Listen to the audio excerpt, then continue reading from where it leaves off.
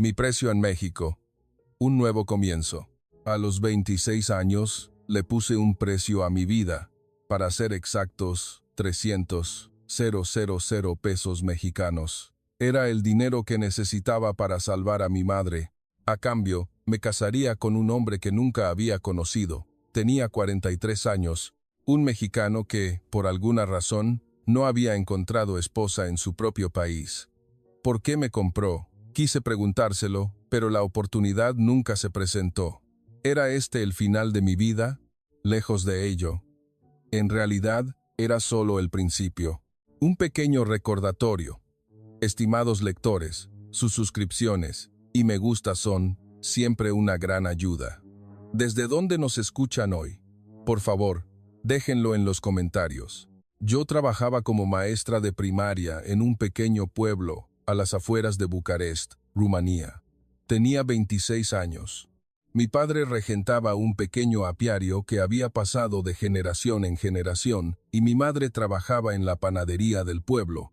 Llevábamos una vida sencilla, pero pacífica. Sin embargo, hace 3 años, la salud de mi madre empezó a deteriorarse. Al principio, se quejaba de hinchazón en los pies. Fuimos al hospital y le diagnosticaron insuficiencia renal crónica. Los médicos dijeron que necesitaba diálisis 3 veces por semana. Los hospitales públicos en Rumanía son viejos y los equipos de diálisis siempre escasean. Incluso con cita, teníamos que esperar 1 o 2 meses y los días de diálisis, mi madre pasaba todo el día en el hospital. Los costos tampoco eran baratos. Unos 9,000 pesos mexicanos al mes. Los ingresos de mi padre del apiario, el salario de mi madre de la panadería y mi sueldo como maestra, todo junto, apenas alcanzaba. Lejos de ahorrar, cada mes estábamos en números rojos. Mi madre adelgazaba progresivamente y los días que regresaba de la diálisis, se desplomaba en el sofá, incapaz de moverse. En septiembre del año pasado, su condición empeoró drásticamente. Mi madre gemía de dolor cada noche. Su rostro se había vuelto amarillento. La llevamos de urgencia al hospital, y el médico a cargo nos dijo con expresión grave que, en su estado actual, sería difícil que aguantara 1 año. Necesitaba un trasplante de riñón, o, al menos, el equipo de diálisis más moderno y tratamiento continuo. Cuando pregunté por el costo, casi me desplomo allí mismo. Aproximadamente 300,000 pesos mexicanos. Una cantidad que una familia promedio en Rumanía difícilmente podría ahorrar en 10 años. Incluso si vendemos la casa y el apiario, no alcanzaría ni la mitad, dijo mi padre con voz temblorosa. Esa noche, mi padre fue de casa en casa, visitando a los parientes del pueblo. Yo también les conté la situación a mis colegas de la escuela, pero lo único que recibimos fue un frío silencio. Todos movieron la cabeza, diciendo que sus propias vidas ya eran difíciles. Mi tío ni siquiera contestó el teléfono desde el principio, y mi primo cortó el contacto, diciendo que había emigrado a Japón. 2 semanas después, mi madre me apretó la mano y dijo: «Hay una mujer en el pueblo, Irina, que se casó con un extranjero hace 5 años y se fue a México. Ahora vive muy bien y de vez en cuando envía dinero a casa». Mi madre añadió con voz temblorosa: «Irina me dijo que me pondría en contacto con una agencia de intermediación». Inmediatamente negué con la cabeza. ¿Matrimonio internacional? ¿Y con un hombre extranjero que nunca había conocido? Mi madre lloró y dijo: «No hay otra manera. No puedo arruinar tu vida por mi culpa, pero aún así, quiero vivir». Esa noche no pude dormir. Los gemidos de mi madre, que se escuchaban desde la ventana, me desgarraban el corazón. Alrededor de las 4 de la mañana, salí a la sala y encontré a mi padre sentado en el sofá. Las lágrimas secas marcaban su rostro. Me miró y no dijo nada. Solo se encogió de hombros. Después de 3 días de angustia, contacté a Irina. Irina me contó su historia con voz alegre.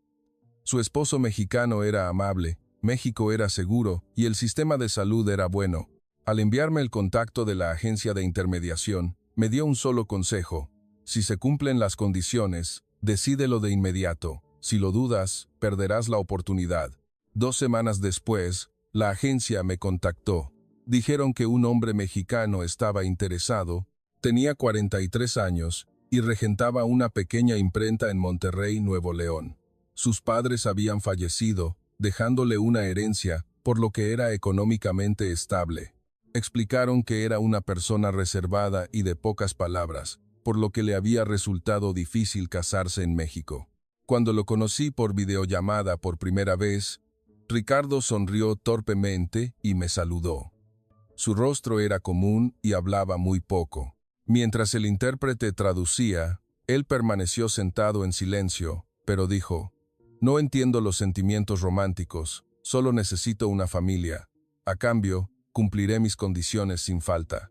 La agencia añadió una explicación. Ricardo había perdido a su padre hace 10 años. Aunque era una imprenta, heredó un seguro de vida. Dijeron que había ahorrado mucho, viviendo frugalmente toda su vida con la herencia que recibió en ese momento. Su madre aún vivía, pero era mayor, por lo que necesitaba una esposa. Él mismo había vivido frugalmente durante 20 años y había ahorrado, por lo que era económicamente estable. Cuando me preguntaron si necesitaba el dinero para el tratamiento de mi madre, asentí. Él no mostró ningún cambio en su expresión al escuchar la cantidad. Solo dijo: «Entendido. Una vez casados, enviaré el dinero de inmediato». Y añadió: «Soy un hombre de palabra». 2 semanas después, preparamos los documentos en la Embajada de México en Rumanía. Mis manos temblaron en el momento de firmar el acta de matrimonio. ¿Era esto lo correcto? ¿Me estaba vendiendo? Pero la imagen de mi madre apareció en mi mente. Mi madre gimiendo de dolor. Tomé el bolígrafo. Esa tarde, recibí un mensaje de Ricardo confirmando la transferencia. Los 300,000 pesos estaban en mi cuenta. Mi madre fue ingresada de inmediato en el Hospital Universitario de Bucarest con ese dinero, y 2 días después, comenzó el tratamiento con el equipo de diálisis más moderno. El médico dijo que si continuaba el tratamiento, su condición mejoraría. 1 mes después, tomé un avión con destino a Monterrey. Todo mi equipaje era una maleta. Mi padre me acompañó al aeropuerto y no pudo decir ni una sola palabra. Solo me dio una palmada en el hombro. Mi madre, acostada en el hospital, se despidió por videollamada. «Tienes que ser feliz. Lo siento». No paraba de llorar. Mirando por la ventana del avión pensé: ¿a dónde voy ahora? Una hija que era vendida a un país que nunca había visitado, a un hombre al que nunca había amado, esa era mi realidad. Llegué al Aeropuerto Internacional de Monterrey por la tarde. Al salir de la sala de llegadas, Ricardo estaba de pie. Tenía un cartel con mi nombre. La forma en que inclinó torpemente la cabeza para saludar era exactamente igual que en la videollamada. Mientras observaba su espalda mientras recogía mi equipaje y nos dirigíamos al estacionamiento, la realidad me golpeó. Este hombre era ahora mi esposo. Condujimos durante 1 hora y media y llegamos a un condominio en Monterrey. Era el segundo piso de un edificio de 3. Al subir las escaleras, la puerta se abrió y salió una anciana. Era la madre de Ricardo. Parecía tener unos 60 años, pero su expresión era severa. Me miró de arriba abajo. Me saludó brevemente y entró. El interior de la casa era más pequeño de lo que esperaba. Tenía 2 habitaciones, una sala de estar y una cocina. Ricardo me mostró mi habitación, pero solo había una pequeña cama y un armario. El papel tapiz era viejo y se desprendía en algunos lugares, y lo único que se veía desde la ventana era el edificio de enfrente. La hora de la cena fue la más difícil. La comida que preparó mi suegra era arroz, una sopa y algunos platillos mexicanos. Y en el centro de la mesa había un platillo café y viscoso. Era menudo. El olor del menudo me perforó la nariz. Era un aroma intenso que nunca había olido en Rumanía. Tomé una cuchara, pero no podía tragarlo. Mi suegra me miró y suspiró. Ricardo intentó explicar algo, pero yo no entendí ni una palabra de español. Encendió la aplicación de traducción en su teléfono. «Come despacio, te acostumbrarás». Pero yo solo comí un poco y dejé la cuchara. Mi suegra dijo algo, pero Ricardo no lo tradujo. Más tarde supe que se trataba de: Qué difícil es complacer el gusto. Esa noche, entré a mi habitación y desempaqué mis cosas. Al abrir la maleta, encontré pan y queso rumanos que mi madre había puesto. En ese momento, las lágrimas brotaron. ¿Qué era esto? ¿Dónde estaba y qué estaba haciendo? Abracé la almohada y lloré en silencio. Al día siguiente, mi rutina comenzó. Ricardo salía a trabajar a las 7 de la mañana y yo me quedaba en casa a solas con mi suegra. Ella comenzaba a limpiar desde la mañana. Me dio un trapo y me indicó que hiciera algo. Como no entendía, me lo explicó con gestos. Tenía que limpiar el baño. Cuando terminé de limpiar el baño, esta vez me señaló la ropa. Parecía preguntarme si sabía usar la lavadora. Asentí, pero todos los botones de la lavadora estaban en español. Intenté esto y aquello, y solo pude hacer 3 ciclos de enjuague. Mi suegra vino corriendo y me gritó algo. El almuerzo era la sopa de menudo que había sobrado del día anterior. Mi suegra la calentó en el microondas y la puso en la mesa. Tenía hambre, pero seguía sin acostumbrarme al olor. Comí un poco y dejé la cuchara de nuevo. Mi suegra suspiró profundamente y retiró el plato. Por la tarde, llamé a Rumanía desde mi habitación. Mi madre contestó. Su voz era más alegre. Dijo que estaba recibiendo bien el tratamiento de diálisis y que se sentía mucho mejor. Cuando me preguntó si estaba bien, mentí. Sí, estoy bien. No te preocupes. Después de colgar, me sentí aún más sola. Miré por la ventana y vi a la gente yendo y viniendo atareada. Todos parecían tener un propósito. Solo yo me sentía atrapada aquí. Por la tarde, Ricardo regresó. Llevaba una bolsa de plástico en la mano. Era pan. Pan de caja y pan dulce que había comprado en una tienda de conveniencia. Encendió la aplicación de traducción y dijo, «Como dices que la comida mexicana no te va bien, te compré esto». Le di las gracias, pero una parte de mi corazón dolía. ¿Era esto lástima? Pasó una semana. Cada día era igual. Ricardo iba a trabajar y yo me quedaba en casa con mi suegra limpiando, lavando la ropa y los platos. Como no entendía el idioma, mi suegra me hablaba en voz alta una y otra vez. Si no la entendía, repetía lo mismo, pero más alto. Yo solo asentía. La segunda semana, Ricardo dijo que fuéramos al supermercado. Era la primera vez que salíamos juntos. El supermercado estaba a 10 minutos de casa. Era enorme. Parecía muchas veces más grande que los supermercados que había visto en Rumanía. También había mucha gente. Ricardo empujaba el carrito y tomaba varias cosas. Parecía buscar comida que yo pudiera comer. Se detuvo en la sección de quesos y preguntó con la aplicación de traducción, ¿quieres cocinar comida rumana? Negué con la cabeza. Dije que estaba bien. En realidad, quería cocinar, pero me sentía incómoda con la mirada de mi suegra. De camino a casa desde el supermercado, Ricardo dijo, la próxima semana tal vez vayamos al Centro Comunitario de Integración para Migrantes. Allí podrás aprender español y conocer a otros extranjeros. Yo solo asentí en lugar de responder. Esa noche, acostada, pensé, ¿podré vivir así? Cada día, escuchando un idioma que no entiendo, forzándome a comer comida que no quiero, cuidando la expresión de los demás. Mi madre estaba mejorando, pero yo sentía que me estaba desmoronando. Pasó un mes. No pude ir al centro comunitario. Mi suegra no lo permitió. Parecía decir, ¿cómo vas a estudiar español si ni siquiera puedes hacer bien las tareas del hogar? Ricardo intentó persuadir a su madre, pero no fue fácil. Poco a poco, empecé a quedarme solo en mi habitación. Después de limpiar brevemente por la mañana, me encerraba en mi habitación y me acostaba. Miraba fotos de mis amigos en Rumanía, hacía llamadas falsas a mi madre y miraba por la ventana sin rumbo fijo. Esa era mi rutina diaria. Una noche, Ricardo llamó a la puerta de mi habitación. Me preguntó si podía entrar. Me levanté y me senté, y él se sentó cautelosamente en una esquina de la habitación. Después de un momento de silencio, encendió la aplicación de traducción. «Lo siento», dijo. «Parece más difícil de lo que pensaba». Aguanta un poco más y todo mejorará. No respondí. No sabía qué decir. Él no dijo nada más y se fue.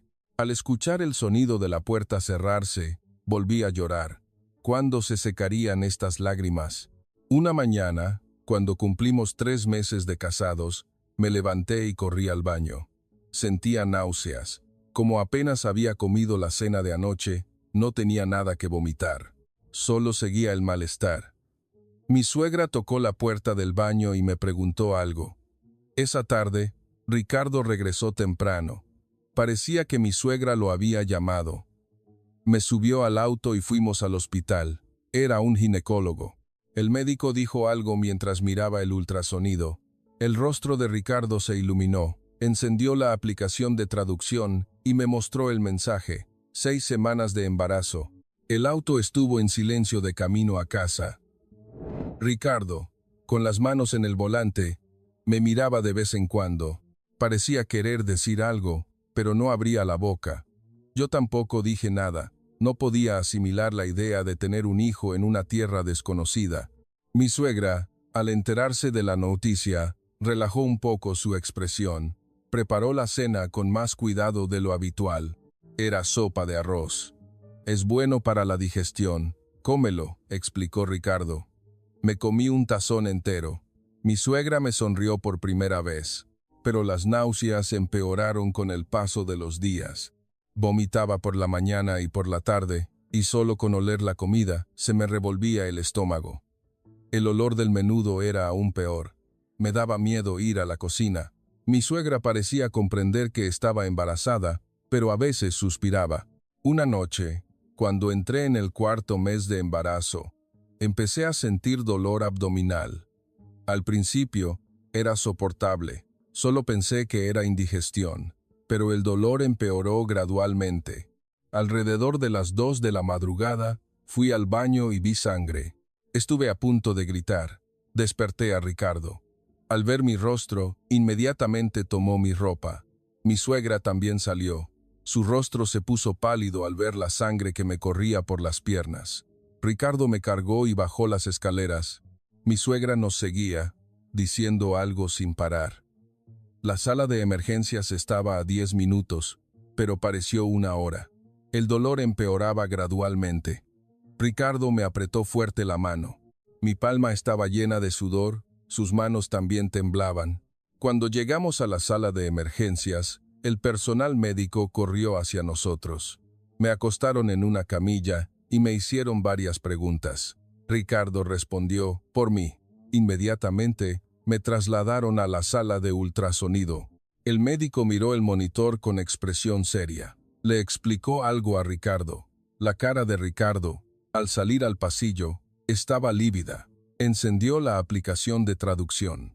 Dijo que le habían diagnosticado amenaza de aborto. El corazón del bebé latía, pero la hemorragia era grave y peligrosa.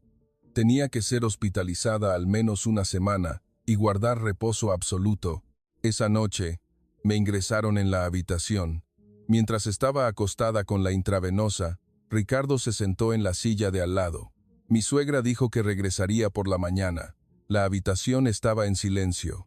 Solo se escuchaban los pasos de las enfermeras en el pasillo de vez en cuando. Mientras veía a Ricardo cabecear, pensé, él también debe estar pasando por un momento difícil. Su esposa extranjera, que no habla el idioma, embarazada, y de repente en la sala de emergencias. Sin embargo, nunca mostró irritación. Solo se sentaba en silencio a mi lado. Al tercer día, mi suegra trajo una sopa de arroz. La había traído en un termo. Ricardo dijo que la había traído pensando que la comida del hospital no me gustaría. Mi suegra se sentó al lado de mi cama y me dio de comer cucharada a cucharada. No sé si estaba preocupada por su nieto o por mí, pero su mirada había cambiado. La 5ª noche, Ricardo habló por teléfono en el pasillo. Su voz era fuerte, parecía enojado. Regresó a la habitación y se dejó caer en la silla. Después de un momento de silencio, encendió la aplicación de traducción. Mi madre dijo que esto pasó porque la nuera no se cuida bien. Me enojé, dijo. A la mañana siguiente, mi suegra vino a la habitación. Su rostro estaba tenso. Salió al pasillo con Ricardo y hablaron durante más de 30 minutos. Se escuchaba el tono de voz alto incluso a través de la puerta. Ricardo también dijo algo en voz alta. El rostro de Ricardo, al regresar a la habitación, estaba rojo. Sus manos temblaban. Estuvo junto a mi cama un rato y luego me tomó la mano. Dijo algo en español sin la aplicación de traducción. No lo entendí, pero su expresión era seria. Esa tarde, el médico vino de visita. Dijo que la hemorragia se había detenido y que el ritmo cardíaco del bebé era estable. Dijo que podía ser dada de alta en 2 días más, pero enfatizó que el reposo absoluto en casa era crucial. El día del alta, mi suegra salió hasta la puerta de la casa. Me tomó la mano y dijo algo. Ricardo tradujo. Dijo que lo sentía, que de ahora en adelante me trataría bien. Las lágrimas brotaron de los ojos de mi suegra. A partir de ese día, el ambiente en casa cambió. Mi suegra no me dejaba hacer las tareas del hogar. Solo me decía que descansara en mi habitación. También me traía la comida a mi habitación. En lugar de menudo, me preparaba guarniciones de verduras ligeras y separadas. Cuando Ricardo regresaba del trabajo, entraba en mi habitación y me contaba su día. Me lo mostraba palabra por palabra con la aplicación de traducción. Eran conversaciones triviales, pero ya no me sentía sola. Alrededor de un mes después, salí a la sala de estar. Mi suegra estaba preparando la cena. Se sorprendió cuando entré a la cocina. Me indicó con gestos que saliera. Negué con la cabeza y busqué un delantal. Mi suegra me dio el delantal y sonrió cautelosamente. Esa noche, los 3 cenamos juntos. La sopa de mi suegra y una ensalada de pepino que yo hice estaban en la mesa. Ricardo probó la ensalada de pepino y dijo que estaba deliciosa. Mi suegra también asintió. Esa noche, acostada en mi habitación, pensé, estas personas no son malas, solo que no nos entendíamos por el idioma y las diferencias culturales. Y Ricardo parecía ser mejor persona de lo que pensaba. Un hombre de pocas palabras, pero que lo demostraba con sus acciones. Por primera vez, mi vida aquí parecía soportable. En el 5º mes de embarazo, cuando ya estaba más estable, Ricardo finalmente me llevó al Centro Comunitario de Integración para Migrantes. Mi suegra ya no se oponía. El centro estaba cerca del Ayuntamiento de Monterrey. Todo el 2º piso del edificio era el centro. La consejera que conocí el primer día era una mujer de unos 30 y tantos años. Hablaba español despacio y claramente. Dijo que allí podría aprender español y conocer a personas de otros países. Dijo que habría clases los martes y jueves por la mañana. El primer día de clases, conocí a mujeres de Vietnam, Filipinas y Uzbekistán. Todas me dijeron que habían venido a México por matrimonio internacional, como yo. Durante el recreo, una mujer de Vietnam se acercó a hablarme. Dijo que llevaba 3 años aquí. Al principio, fue muy difícil, pero ahora estaba bien. Dijo que solo tenía que aguantar un poco más. La clase de español fue más interesante de lo que esperaba. La maestra explicaba con tarjetas. Manzana, pera, leche, pan. Aprendí español repitiendo una por una. Incluso después de regresar a casa, practicaba sola. Cuando Ricardo regresaba del trabajo, le mostraba las palabras que había aprendido ese día. Él asentía en señal de aprobación. Mientras aprendía español, poco a poco, empecé a entender la vida en México. En el supermercado, podía leer los nombres de los productos, entendía los letreros de las paradas de autobús. Y poco a poco, empecé a entender lo que decía mi suegra. En el 7º mes de embarazo, fui al ginecólogo para un chequeo de rutina. La doctora hizo una expresión de sorpresa mientras miraba el ultrasonido. Le dijo algo a Ricardo. Ricardo encendió la aplicación de traducción, pero sus manos temblaban. Son gemelos. 2 niños, dijo. Cuando regresamos a casa, se lo dije a mi suegra. Mi suegra gritó de alegría, tomó el teléfono y llamó a todos sus parientes. Se jactó de tener 2 nietos, y además varones. Para la cena, nos preparó un asado especial. Esa noche, acostada, me acaricié el vientre. 2 hijos.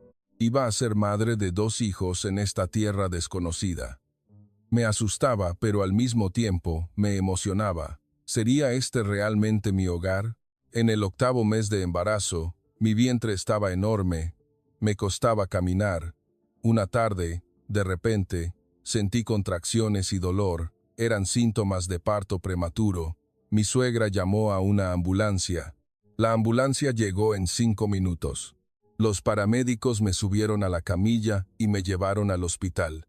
En la sala de emergencias, el médico me examinó rápidamente. Me pusieron un supresor de contracciones y me ingresaron. Ricardo vino corriendo de la imprenta, entró en la habitación sin aliento y me apretó fuerte la mano. El médico dijo que si me quedaba hospitalizada una semana, estaría bien. Me sorprendió el sistema hospitalario. Las enfermeras venían cada 2 horas a revisar mi estado. El médico hacía rondas todas las mañanas. Monitoreaban constantemente el ritmo cardíaco del bebé. Era algo inimaginable en los hospitales de Rumanía. Mi suegra venía a visitarme todos los días. Me traía comida casera, sopa de pasta, caldos o tortillas, comida que podía comer incluso sin apetito. Mientras la veía sentada en la habitación, tomándome la mano, pensé, ella también está preocupada por mí. Una semana después, me dieron el alta. Cuando regresé a casa, mi suegra había decorado mi habitación. Había 2 cunas para bebés y un montón de pañales y ropa. No sabía cuándo lo había hecho, pero las lágrimas brotaron. En el 9º mes de embarazo, mi vientre estaba enorme. Me costaba caminar y me faltaba el aire. Me despertaba con frecuencia por la noche. Ricardo me traía agua cada vez que me despertaba y me acariciaba el vientre. Una madrugada, a las 5, se me rompió la fuente. Desperté a Ricardo y fuimos al hospital. Comenzaron las contracciones. El personal médico me llevó a la sala de partos. Ricardo me tomó la mano y estuvo a mi lado.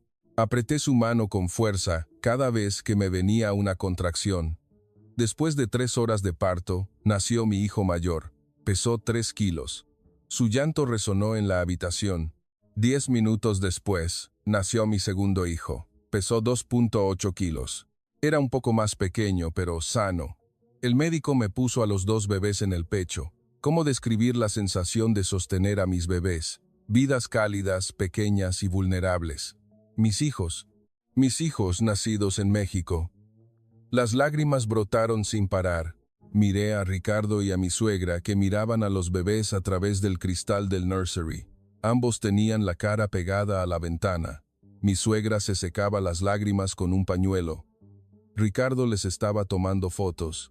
Después del parto, estuve hospitalizada una semana. Las enfermeras me enseñaron a amamantar. También aprendí a bañar a los bebés y a cambiar los pañales. Me explicaron detalladamente los chequeos posparto. Al darme de alta, me dieron un folleto de crianza y los contactos del centro de salud. Al regresar a casa, mi suegra me ayudó con el cuidado posparto. Me preparó caldos nutritivos y cuidó de los bebés. A veces, cuidaba a los bebés por la noche para que yo pudiera dormir. Alrededor de un mes después, fui al centro de salud. Era para las vacunas gratuitas. El personal me guió amablemente. Me dieron un calendario de vacunación y me indicaron la próxima fecha. También me ayudaron a solicitar el apoyo económico para la infancia. Dijeron que recibiría 700 pesos por hijo, un total de 400 pesos por los 2. Una noche, llegó un paquete. Eran las 11 de la noche. Se habían acabado los pañales y Ricardo los había pedido por internet. Era algo inimaginable en Rumanía. Era sorprendente que, al pedir por la noche, lo recibieras a la mañana siguiente. Llegó el invierno. Pensé que haría más frío que en Rumanía, pero la casa estaba cálida. El calor subía del suelo. Dijeron que era calefacción radiante. Aunque acostara a los bebés en el suelo, se sentía cálido. Mi suegra se jactó de que era el sistema de calefacción de México. Un día, fui al supermercado y perdí mi cartera. Me di cuenta al llegar a casa. Cuando iba a correr de nuevo al supermercado, recibí una llamada. Era de la comisaría de policía. Dijeron que alguien había encontrado mi cartera y la había entregado. Las tarjetas y el efectivo estaban intactos. Me sorprendí al ir a recogerla a la comisaría. México es realmente un país seguro. Por la noche, se acabó la fórmula para bebés. Salí a la calle para ir a una tienda de conveniencia, Oxxo. Eran las 11:30. En Rumanía, a esa hora, me daría miedo salir. Pero la calle estaba iluminada y la gente iba y venía. El empleado de la tienda de conveniencia fue amable y el camino de regreso a casa fue seguro. Recordé lo que había dicho la mujer vietnamita que había conocido en el centro comunitario. México es un país que da oportunidades a los extranjeros. Si te esfuerzas, puedes vivir bien. Me sentí un poco más animada. Los bebés cumplieron 1 año. Les puse nombres mexicanos, Diego y Leo. Ricardo los había elegido. Diego era fuerte como un hermano mayor y Leo era cariñoso como un hermano menor. Ambos tenían los ojos grandes y azules como los míos. Cuando los niños empezaron a caminar, la casa se llenó de alegría. Mi suegra no dejaba de sonreír persiguiendo a sus nietos. También se había vuelto mucho más amable conmigo. Ahora me trataba no como su nuera, sino como la madre de sus nietos. Al año y 3 meses, la consejera del centro comunitario me hizo una propuesta. ¿Qué te parece abrir un curso para presentar la cultura rumana? Podrías enseñar artesanías tradicionales o cocina. Al principio, no tenía confianza. ¿Cómo iba a enseñar si mi español era deficiente? Pero la consejera siguió animándome. Sería bueno que otros mexicanos conocieran Rumanía. Tú puedes ser un puente para el intercambio cultural. Ricardo también me dijo, inténtalo. Mi suegra se opuso al principio, pero luego dijo que cuidaría de los bebés. La primera clase me puso nerviosa. Unos 10 mexicanos se inscribieron. La mayoría eran mujeres mayores de 50 años. Les mostré el método tradicional de bordado rumano. Les expliqué lentamente cómo coser patrones de flores. Tartamudeé y me trabé con las palabras, pero todos escucharon con atención. Al final de la clase, una anciana se me acercó. Me felicitó diciendo, «Enseñas muy bien», dijo que vendría la próxima semana. Esas palabras me dieron fuerza.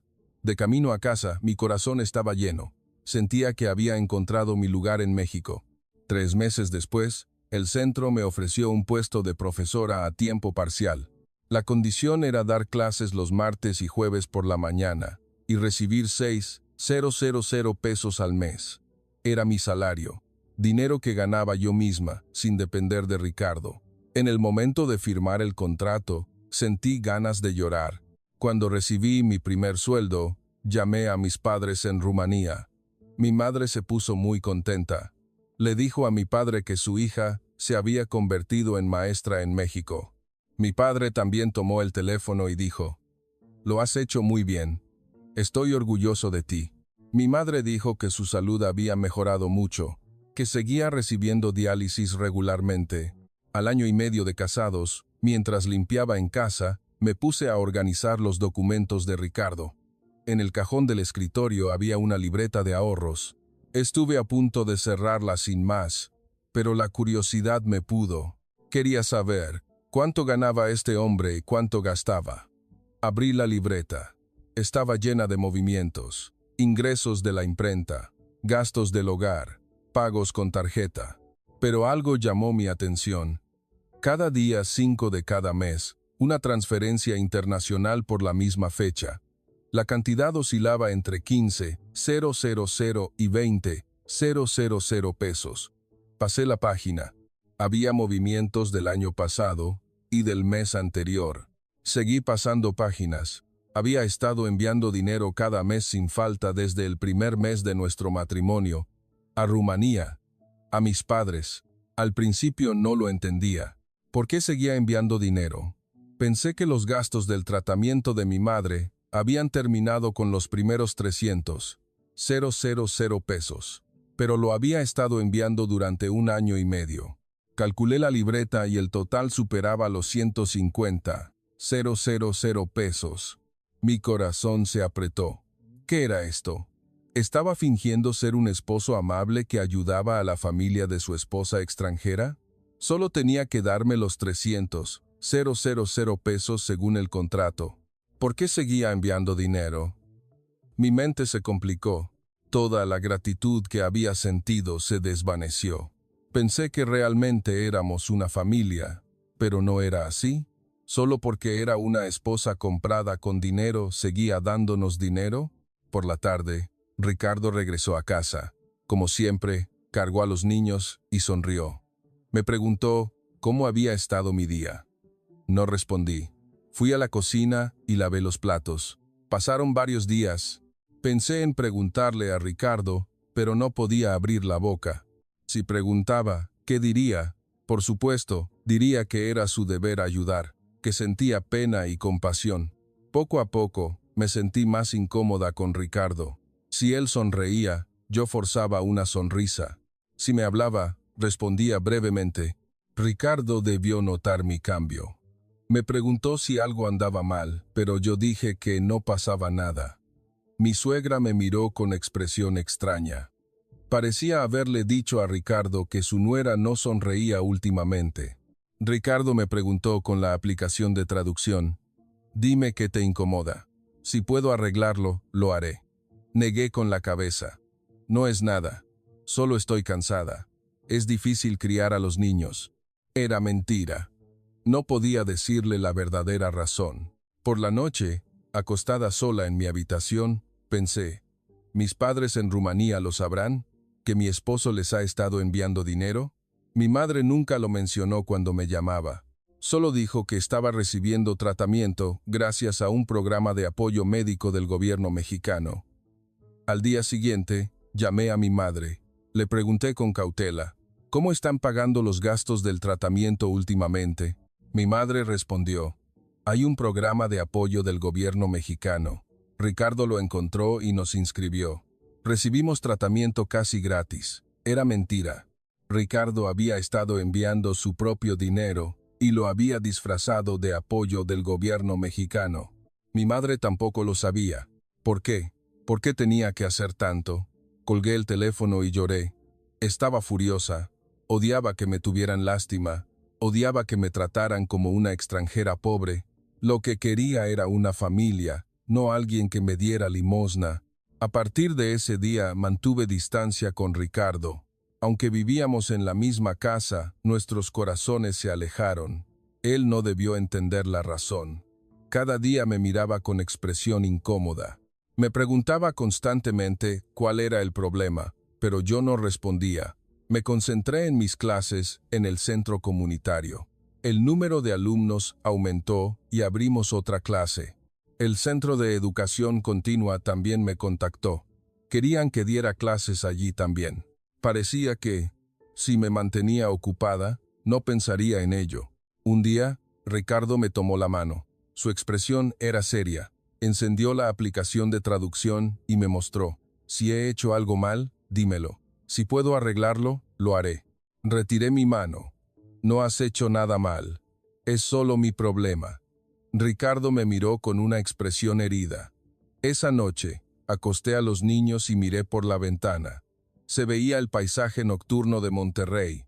Las luces de los condominios brillaban.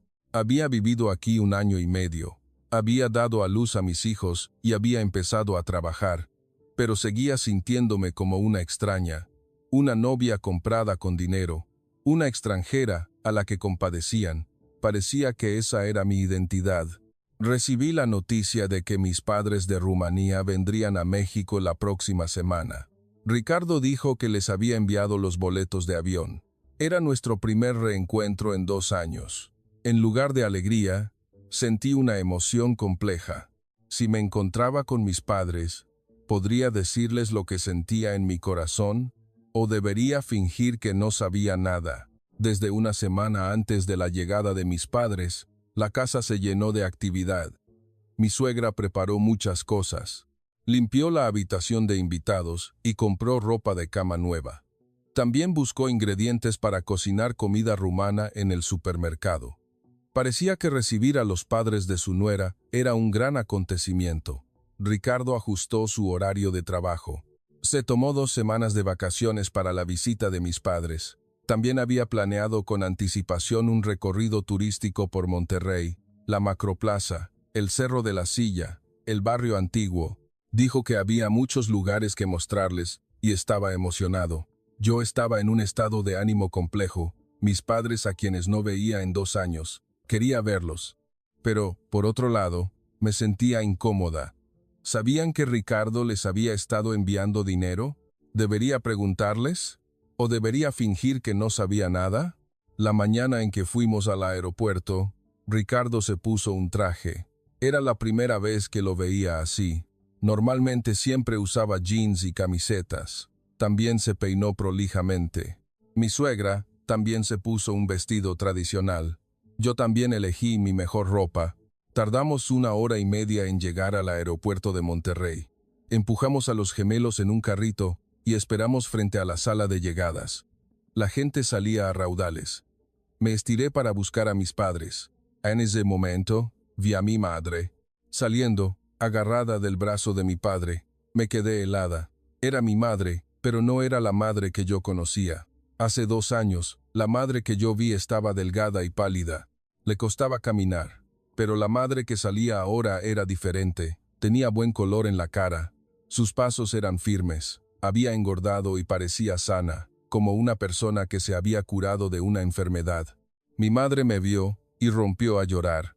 Corrió y me abrazó fuerte. Decía algo en rumano sin parar. Te extrañé, mi hija. Yo también lloré. Lloré un rato en el pecho de mi madre. Mi padre también se acercó.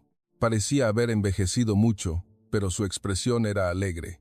Se le llenaron los ojos de lágrimas al ver a sus nietos. Ricardo los saludó. Mi padre apretó fuerte la mano de Ricardo con ambas manos. Dijo, gracias en español. De camino a casa en el coche, mis padres miraban por la ventana con curiosidad. Los edificios altos, las carreteras anchas, el tráfico bullicioso. Mi padre no dejaba de exclamar. Mi madre no me soltó la mano. Llegamos a casa, desempacamos y almorzamos. La mesa estaba llena de la comida que mi suegra había preparado. Asado, tamales, enchiladas, frijoles. Mi madre dijo que estaba delicioso y no paraba de comer. Estuvo sonriendo durante toda la comida. Por la tarde, mi madre y yo hablamos a solas en mi habitación. Intercambiamos lo sucedido en los últimos 2 años. Mi madre dijo que estaba recibiendo tratamiento de diálisis regularmente, que su salud había mejorado mucho. Dijo que ahora podía ir de compras sola.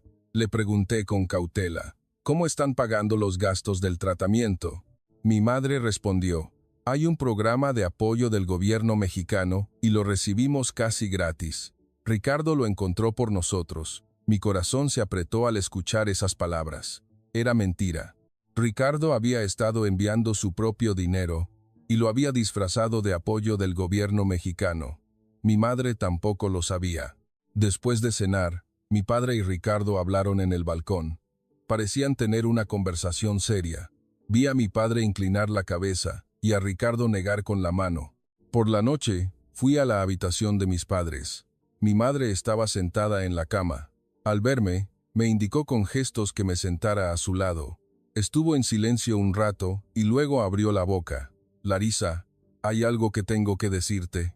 La voz de mi madre temblaba. En realidad, no es apoyo del gobierno mexicano. Tu esposo nos ha estado enviando dinero cada mes. Ha sido así desde el principio. Estuve a punto de responder que lo sabía, pero cerré la boca. Mi madre continuó hablando. Ricardo nos ha enviado dinero, no solo para los gastos del tratamiento de diálisis, sino también para los chequeos regulares y las medicinas. También nos organizó consultas por videollamada con médicos mexicanos, y a través de la Embajada de México en Rumanía también encontró programas de apoyo médico de verdad. Y Ricardo les había pedido, no se lo digan a Larisa, podría sentirse agobiada. Solo díganle que es apoyo del gobierno mexicano. La voz de mi madre estaba a punto de romper en llanto. Perdóname, Larisa. Te mentí. Me quedé sin habla. ¿Era eso cierto? No era lástima, sino algo que hizo de corazón por la familia. Mi madre me tomó la mano. Larisa, tu esposo, es una persona realmente buena. Al principio, yo también sospeché. Pensé, ¿por qué haría tanto? Pero no era así. Ricardo realmente nos considera familia de corazón. Hoy lo supe hablando con tu padre. Él se ha puesto en contacto con nosotros sin falta durante 2 años.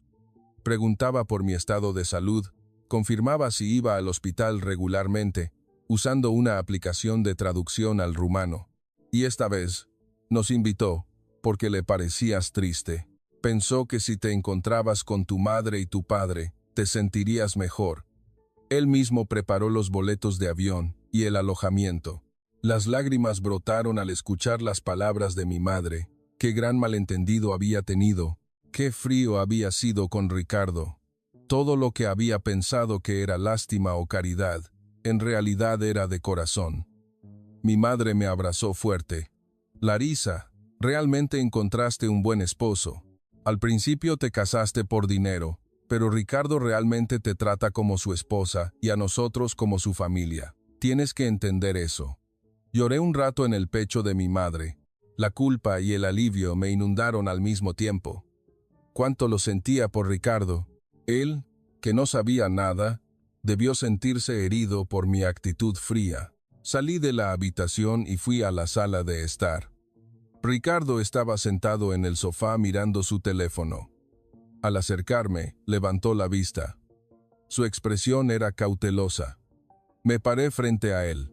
Después de mirarlo un rato, me arrodillé. Dije en rumano, lo siento mucho. Te malinterpreté. Ricardo encendió la aplicación de traducción. Su expresión cambió al escuchar mis palabras. Me preguntó qué había malinterpretado. Le conté lo de la libreta de ahorros, que había visto las transferencias y pensé que era lástima, que lo sentía mucho. Ricardo suspiró, luego me levantó. Escribió en la aplicación de traducción, no es lástima, somos familia, es lo natural. Me senté en el suelo y lloré. Ricardo me palmeó la espalda torpemente. Está bien, es comprensible que lo hayas malinterpretado. Debí haberte dicho yo, primero. Sus manos estaban cálidas. Esa noche, por primera vez en mucho tiempo, mi corazón se sintió ligero. Me sentí como si hubiera descargado una carga después de 2 años. Ricardo era una persona realmente buena, y yo era una persona realmente afortunada. A la mañana siguiente salimos temprano hacia Monterrey. Ricardo conducía y éramos 7 personas, mis padres, mi suegra, los niños y yo. El coche estaba lleno de ruido, pero me sentía bien. Como el malentendido de ayer se había resuelto, todo parecía diferente. El primer lugar al que fuimos fue la Macroplaza. Mis padres dijeron que querían ver las iglesias y edificios antiguos, así que alquilamos un coche de caballos. Mi madre llevaba un vestido de flores y mi padre una camisa tradicional. No paraban de sonreír mientras nos tomábamos fotos. Mientras caminábamos por la plaza, Ricardo nos explicó. Nos lo mostró con la aplicación de traducción. Es la plaza principal más grande de América Latina. Un símbolo de la historia de México. Mi padre exclamó. Rumanía también tiene muchos edificios antiguos, pero es raro ver un lugar tan bien conservado. Almorzamos cerca de la Macroplaza. Pedimos cabrito y arrachera. Mi madre miró el plato con curiosidad. Es la primera vez que veo carne de cabrito asada así. Probó un bocado y levantó el pulgar diciendo, «Está delicioso». Por la tarde, subimos al mirador del obispado. Mis padres se sorprendieron al ver el paisaje por la ventana. Toda Monterrey se veía de un vistazo. Los edificios apiñados, el amplio río Santa Catarina, la ciudad que se extendía hasta el horizonte. Mi padre dijo, «Es la primera vez que veo una ciudad tan grande». Esperamos el anochecer en el mirador. A medida que el sol se ponía, Monterrey comenzó a iluminarse. Se encendieron las luces de los edificios y las luces de los coches fluían por las carreteras. Los puentes también se iluminaron. Mi madre observó, conteniendo la respiración. Dijo que era como si las estrellas hubieran descendido a la tierra. Cenamos en el barrio antiguo. Las calles estaban llenas de gente, comprando, mirando los parques, rebosantes de vida. Mi padre preguntó si era seguro incluso de noche. Ricardo asintió. México es seguro incluso de noche. Mis padres compraron elotes y los comieron. Le dieron un bocado al elote caliente y rieron, diciendo que estaba dulce y delicioso. Mi suegra también sonrió a su lado. Aunque no se entendían las palabras, sus expresiones sí. Al día siguiente, tomamos el Metro Rey. Mis padres dijeron que nunca lo habían tomado. Al entrar a la estación, se sorprendieron por el espacio limpio y amplio. Dijeron que el metro de Rumanía era viejo y estrecho. El metro llegó puntualmente. Las puertas se abrieron y la gente subió y bajó de manera ordenada. Mi padre exclamó, «Todo está sistematizado». Fuimos al Parque Fundidora, alquilamos bicicletas y corrimos por la orilla del río. Mis padres dijeron que hacía mucho que no andaban en bicicleta y se divirtieron. Diego y Leo, en el carrito, nos siguieron lentamente. Nos sentamos en un banco del parque para descansar. Mientras mirábamos el río, mi padre dijo, «México es realmente un país próspero, limpio, seguro y conveniente. Es una suerte que mi hija viva en un país así». Mi madre añadió, «El sistema de salud es especialmente sorprendente. En Rumanía es un nivel inimaginable. Escuché que en Rumanía hay que esperar horas para ir al hospital a recibir diálisis, pero aquí se puede recibir exactamente a la hora de la cita». Esa tarde, regresamos a casa y mi suegra preparó la cena. Entró a la cocina con la madre de Rumanía. Estaban cocinando algo juntas, y aunque no se entendían las palabras, se comunicaban con gestos. Las risas se escuchaban desde la cocina. En la mesa de la cena, había menudo y queso rumano. También se colocaron verduras mexicanas y encurtidos rumanos. Era curioso ver platos de dos países en una sola mesa. Al tercer día, fuimos al Hospital Ángeles Monterrey. Ricardo dijo que había reservado un chequeo completo para mi madre. Mi madre se sorprendió. En Rumanía, para reservar un chequeo completo, hay que esperar varios meses. Al llegar al hospital, una enfermera nos guió amablemente. La sala de espera era limpia y cómoda. Entramos a la consulta en 15 minutos. El médico examinó detalladamente el estado de mi madre. Análisis de sangre, análisis de orina, ultrasonido. Los resultados salieron en 1 hora. El médico dijo con una sonrisa. Ricardo tradujo, «La función renal ha mejorado mucho. Si continúa así, se puede reducir la frecuencia de la diálisis». Mi madre se llenó de lágrimas. Hace 2 años le habían dicho que no viviría ni 1 año, y ahora le decían que podía recuperar la salud. Mi padre tomó la mano de mi madre. Al salir del hospital, mi padre tomó la mano de Ricardo. Dijo algo en rumano sin parar. Ricardo encendió la aplicación de traducción. El mensaje que apareció en la pantalla decía, «Eres el salvador de la vida de mi hija y mi esposa. Nunca lo olvidaré». Ricardo negó con la mano. «Somos familia. Es lo natural». Mi padre negó con la cabeza. «No es lo natural. No hay nadie en el mundo que haga tanto. Eres una persona realmente buena». Al ver esa escena, volví a sentir ganas de llorar. Estaba orgullosa de mi esposo, una persona torpe y de pocas palabras, pero con un corazón más cálido que nadie. Por la tarde, mi suegra le regaló a mis padres encurtidos mexicanos. Se los dio en un recipiente de cristal y les dijo, «Comedlos cuando regreséis a Rumanía». La madre de Rumanía dio las gracias y tomó la mano de mi suegra. Mi suegra nos lo mostró con la aplicación de traducción. «Gracias por criar a una nuera tan maravillosa. Larisa es una chica realmente buena. De ahora en adelante, la consideraré como mi hija». La madre de Rumanía lloró. Mi suegra también tenía los ojos rojos. Las dos se abrazaron. Aunque no se entendían las palabras, sus corazones sí. Pasó una semana y llegó el día en que mis padres se fueron. Fuimos al aeropuerto a despedirnos. Intercambiamos despedidas en la entrada de la puerta de embarque. Mi madre abrazó alternativamente a Diego y Leo y lloró. «Creced rápido, la abuela volverá». Mi padre estrechó la mano de Ricardo. Fue un largo apretón de manos. Las lágrimas brotaron de los ojos de mi padre. Ricardo también tenía los ojos rojos. Abracé fuerte a mis padres. Volveré pronto. Ahora que también gano dinero, pagaré los boletos de avión. Mi madre negó con la cabeza. Lo más importante es que seas feliz. No necesitas venir a menudo. Solo sé sana y vive bien. Mis padres entraron por la puerta de embarque. Se voltearon y nos saludaron con la mano. Yo también los saludé. Los saludé hasta que sus figuras desaparecieron de mi vista. De camino a casa en el coche, Ricardo dijo: «Tus padres son personas realmente buenas. Se parecen a Larisa». Yo me reí. Ricardo también había sido aceptado por mis padres. Esa noche, acostada en mi habitación, pensé. Recordé la primera vez que vine aquí hace 2 años. Todo era desconocido, me daba miedo y me sentía sola. Pensé que era una hija vendida, pero ahora era diferente. Este era mi hogar, Ricardo era mi esposo, y mi suegra era mi familia. México era el país que me había dado una oportunidad, el país donde nacieron mis hijos, el país que salvó la vida de mis padres. Rumanía es mi tierra natal, pero México se ha convertido en mi hogar. Han pasado 5 años. Diego y Leo ya tienen 7 años. Van a la escuela primaria y usan español y rumano mezclados. Hablan español con su abuela y rumano conmigo. Era curioso ver a los niños manejar 2 idiomas con naturalidad. Me he convertido en maestra titular en el Centro de Educación Continua de la región.